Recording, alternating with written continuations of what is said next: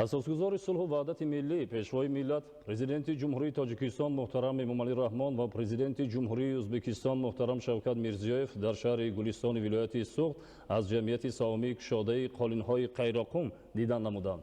جمعیت سهامی کشاده قالین‌های غیرقوم طول 60 سال باز فعالیت داشته با استحصال قالین‌های گوناگون حجم و گوناگون شکل در بازار داخل و خارج موقع خاص دارد.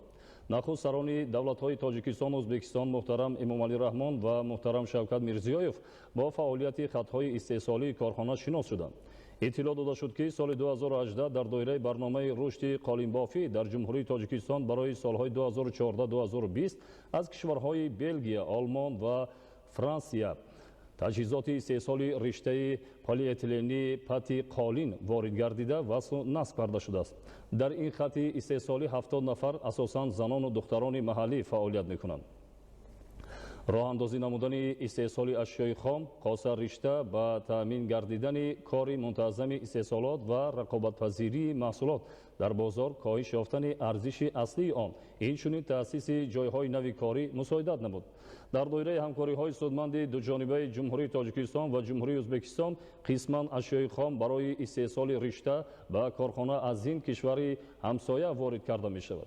و پرزیدنت جمهوری تاجیکستان محترم امامعلی رحمان و پرزیدنت جمهوری ازبکستان محترم شوکت میرزیویف اطلاع داده شد که در آینده نزدیک صادرات محصولات تیار یعنی قالین از تاجیکستان به ازبکستان راه اندازی می‌گردد. در همین سمت زمینه فراهم آورده شده است. در سیخ بافندگی راهبران دو دولت با تجهیزات استحصالات شناس شدند.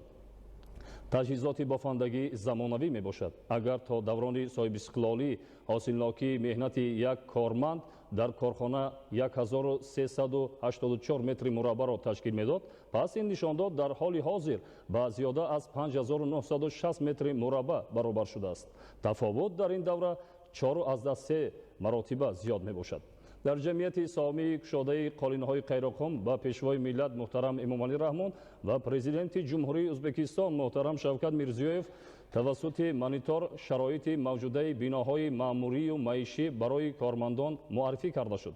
در ادامه بازدید از جمعیت سهامی کشاده قالین‌های غیرقوم پرزیدنت جمهوری تاجیکستان محترم امامعلی رحمان و پرزیدنت جمهوری ازبکستان محترم شوکت میرزیویف از نمایشگاه کارخانه که در آن نامگوی زیاد محصولات تیار و اشیای خام برای استحصال قالین به معرض گذاشته شده است بازدید به عمل آورده با صفت استحصالات و رقابت‌پذیری آن در بازار داخل و خارج کشور بهای بلند دادند. در همین جا با سران دولت‌های به هم دوست و برادر تاجیکستان و ازبکستان اینترنت مغازه و نقطه‌های فروش قالین‌ها نمایش داده شد. اینترنت مغازه کارخانه سال 2020 تشکیل گردیده هدف باز هم بهتر نمودن خدمت‌رسانی به خریداران میباشد. سران دولت‌ها پرزیدنت جمهوری تاجیکستان محترم امامعلی رحمان و پرزیدنت جمهوری ازبکستان محترم شوکت میرزیویف با فعالیت کارخانه بهای بلند داده رشد بخشیدن استحصالات و نمودن همکاری‌ها با کشورهای خارجی از جمله باز هم گسترده نمودن همکاری‌ها را در سمت صادرات و واردات محصولات بین تاجیکستان و ازبکستان مهم شماریدند.